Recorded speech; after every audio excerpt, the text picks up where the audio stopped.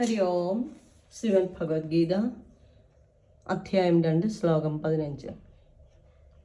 യം ഹിനം വ്യഥയന്ത്യേതേ പുരുഷം പുരുഷർഷഭ സമദുഃഖസുഖം ധീരം സോമൃതത്വായ കൽപ്പതേ. ശ്രീഹരേ നമഃ. യം ന വ്യഥയന്തി, യാതൊന്ന് ദുഃഖിപ്പിക്കുന്നില്ലയോ പുരുഷനെ. പുരുഷർഷഭ, അല്ലയോ പുരുഷന്മാരിൽ ശ്രേഷ്ഠ. സമദുഃഖസുഖം, സുഖദുഃഖങ്ങളെ തുല്യമായി കരുതുന്നവനും. ധീരനായിരിക്കുന്ന. സഹ്, അവൻ. അമൃതത്വായ, മോക്ഷത്തിന്. കൽപ്പതേ, യോഗ്യനായി ഭവിക്കുന്നു. അല്ലയോ പാർത്ഥ, വിരുദ്ധങ്ങളായ വിഷയാനുഭവങ്ങളിലും സുഖദുഃഖങ്ങളിൽ തുല്യത നൽകി സമനില കൈവിടാത്ത വ്യക്തി തീർച്ചയായും മോക്ഷപ്രാപ്തിക്ക് അർഹനാണ്. ആത്മീയ സാക്ഷാത്കാരത്തിന് ഉന്നതി കൈവരിക്കാനുള്ള ദൃഢനിശ്ചയമുള്ളവനും സുഖദുഃഖങ്ങളെ ഒരുപോലെ സഹിക്കാൻ കഴിവുള്ളവനുമായ ഒരു വ്യക്തി നിശ്ചയമായും മോക്ഷത്തിന് അർഹനാണ്.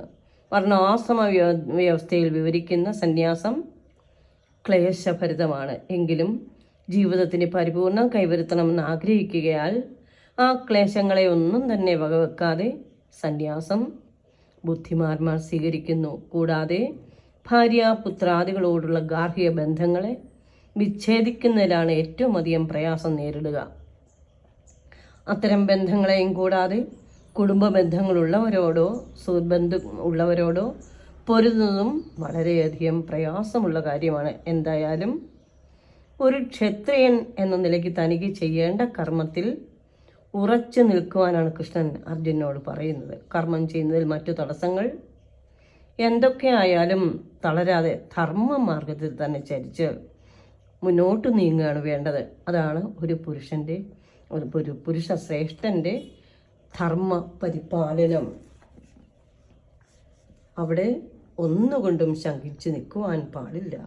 ജഡവിഷയങ്ങളെ അകറ്റണമെന്നും ചേതനമായ സ്വരൂപത്തെ തെളിച്ചെടുക്കുന്നതും യുക്തിക്ക് ചേരുന്നുണ്ടെന്നാൽ ജഡങ്ങളും നിലനിൽപ്പിൻ്റെ അഭിവാജ്യ ഘടകങ്ങളല്ലേ. അവയെ അകറ്റുന്നത് എങ്ങനെയാണ്? ഒരു പരിപൂർണ സത്യദശയുടെ അനുഭവതലത്തിൽ നിന്നുകൊണ്ട് ഭഗവാൻ കൃഷ്ണൻ ഉത്തരം അടുത്ത പദ്യത്തിൽ കൂടി പാർത്ഥനും നമുക്കും വേണ്ടി പറഞ്ഞു തരുന്നു. സർവ ദുഃഖങ്ങളെയും സുഖങ്ങളെയും ആരാണ് ഒരുവൻ തുല്യതയോടെ കാണുന്നത്, ആരാണ് മാനത്തെയും അപമാനത്തെയും ഒരുപോലെ കാണുന്നത്, അവരാണ് എനിക്ക് ഏറ്റവും പ്രിയമെന്ന് പ്രത്യേകം ഭഗവാൻ ഓരോ ശ്ലോകത്തിലും വെളിവാക്കുന്നുണ്ട്. അപ്പം തന്നെയുമല്ല, ഈ ലോകത്തിലെ എല്ലാം നശ്വരങ്ങളാണ്, എല്ലാം നശിക്കുന്നതാണ്. ശാശ്വതമായ ഭഗവാന്റെ പാദത്തിൽ ആശ്രയിക്കുക, അത് മാത്രമേ ഉള്ളൂ മനുഷ്യർക്ക് ഏറ്റവും ബുദ്ധിപരമായി നീങ്ങേണ്ട കാര്യം. അവിടെ ഉറച്ചാർക്ക് നിൽക്കാൻ സാധിക്കുന്നുവോ അവരാണ് വിജയിയാവുക. സർവം ശ്രീകൃഷ്ണ അർപ്പണമസ്തു. ഹരി ഓം.